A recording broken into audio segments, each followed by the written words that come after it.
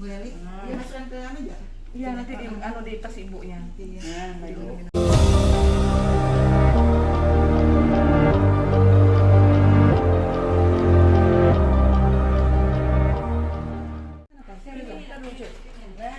Mana Mbak?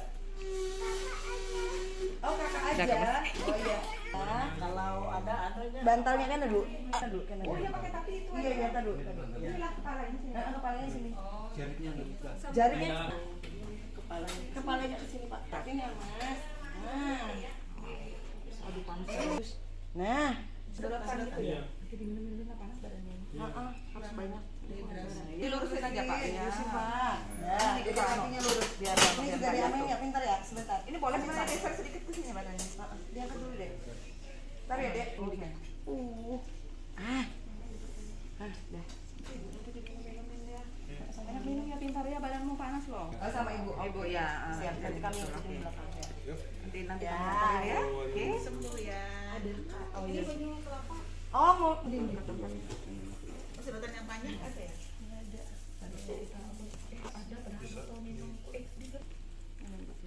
Ini belum terminum. Bu, ini bawa aja nanti belum terminum ini. Oh, udah. Lagi deh sama Kak Gabriel.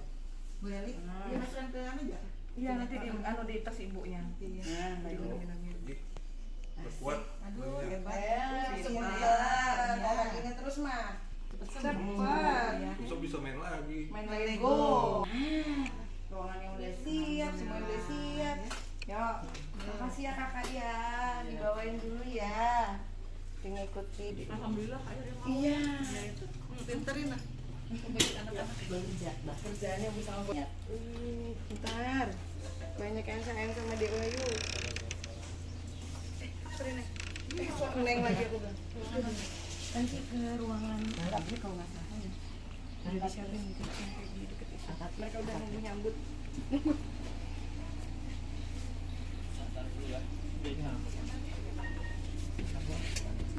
Ada deh. Tunggu Pak. Ya, Mas akhirnya. Papa sama ini. Enggak gerak.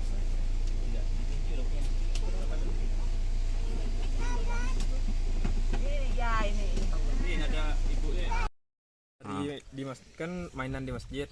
Jadi pas pulang dari masjid tuh tangannya ada benjolan kecil kayak digigit nyamuk. Itu Tapi waktu umur berapa Mas? Waktu umur 6 tahun. Oh siap ya. Tapi nggak kunjung kempes loh. Dari situ diperiksakan ke Doris. Di Doris katanya tumor. Nah setelah di Doris di tumor diambil sampelnya, dinyatakan tumor. Setelah itu dirujuk ke Ulin. Sampai di Ulin sana kan dicek lama, tapi ngeceknya sekitar 1 bulan. Setelah diambil patologi anatominya, dinyatakan kanker limfoma. Kanker otot ya? Iya, otot. Dari kanker limfoma kemoterapi sampai 9 kali kan. Setelah 9 kali dan kemarin didiagnosa disuruh amputasi, jadi kami bawa pulang untuk diskusi keluarga dulu. Tapi setelah dibawa ini rencananya pilihan terakhir itu diamputasi ya? Pilihan Setuju terakhir ya? kemungkinan diamputasi. Tetap setuju Mas. Nah Mas, berarti si anunya itu sudah besar sampai bola gitu ya, akhirnya pecah gitu, bisa Itu gitu? besar, membengkak, sakit pas itu keluar kayak ada bintik kecil, lama-lama besar bintiknya tuh pecah jadinya. Yang sampai parah yang seperti yang dilihatnya sudah beberapa bulan Mas? Sekitar dari tanggal 29. 29 Juni Iya. Juni. Ada dokumentasinya. itu yang sudah mulai membesar pecah itu Iya. langsung besar gitu Mas. Kecil dulu, habis itu besar kayak kembang kol mekar gitu. Itu yang langsung begini tuh ya. Sudah mengeluarkan bau juga Mas lah? Kalau bau baru di beberapa hari ini. Beberapa hari ini. Nah oke, ini kan sudah banyak nih yang membantu. Dari keluarga bagaimana Mas? Dari keluarga ya semoga terima kasih untuk bantuan dari semuanya, dari lembaga-lembaga yang membantu, dari masyarakat yang menolong. Dan Kami sampai ucapkan terima kasih sebanyak-banyak mungkin, karena kebaikan kalian adik kami terselamatkan. Berarti udah setuju amputasi rencana Mas. Kalau saya setuju, tapi kami masih diskusi dengan orang tua. Awalnya periang lah anaknya lah, periang. Aktif anaknya. Mas itu di Doris di Banjarmasin itu berapa lama itu Mas? dari bulan 2 Februari 2023 2022 22. Oh iya. ya sampai terakhir kemarin bulan Juni pulang. Oke, siap. Nama masih jelas. Kalau nama saya Guntoro Mahardani, Oke, siap. Kakak tertua ya. kakak tertua. Kejadiannya seperti apa? Jadi pada awal kejadian ini si putra dari Pak Ngadio atas nama Wahyu Hidayat ini awalnya tuh sakit kecil aja sebenarnya, gejala di sebelah tangan sebelah kanan ya, awalnya jatuh. Nah, setelah itu mereka ngelapor ke kita bahwasanya anak tersebut ini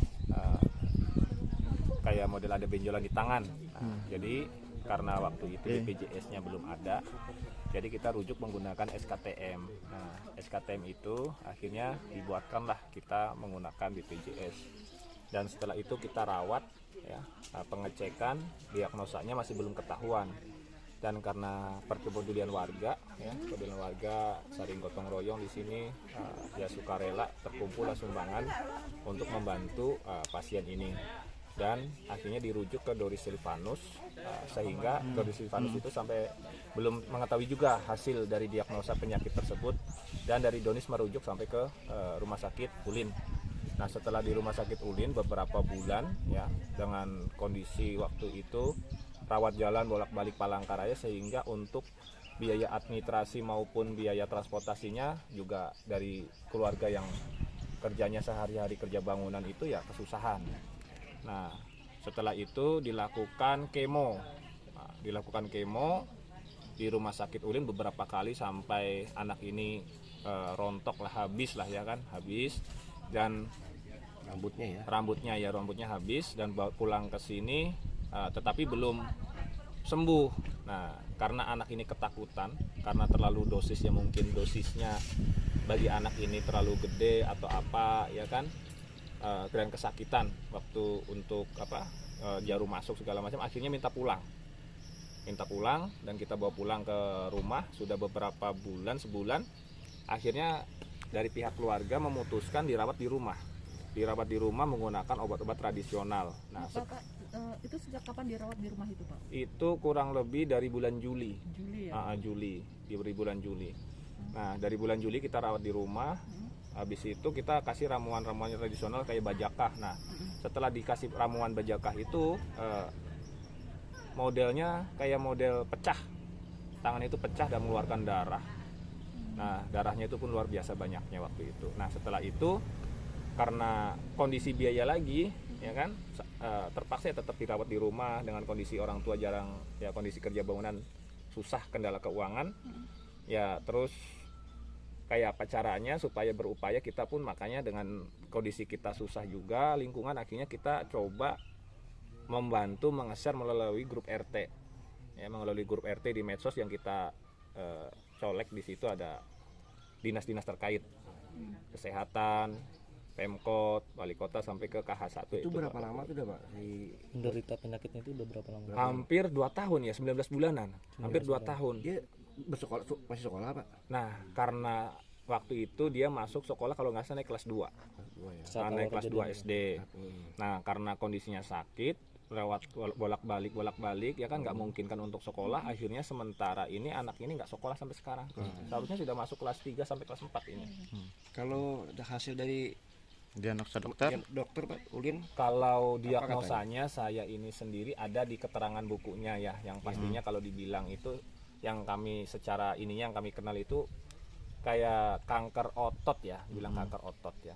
Jadi seperti itu. Tapi untuk gambaran lebih jelasnya itu ada di hasil praktek maupun hasil diagnosa dari dokter tersebut.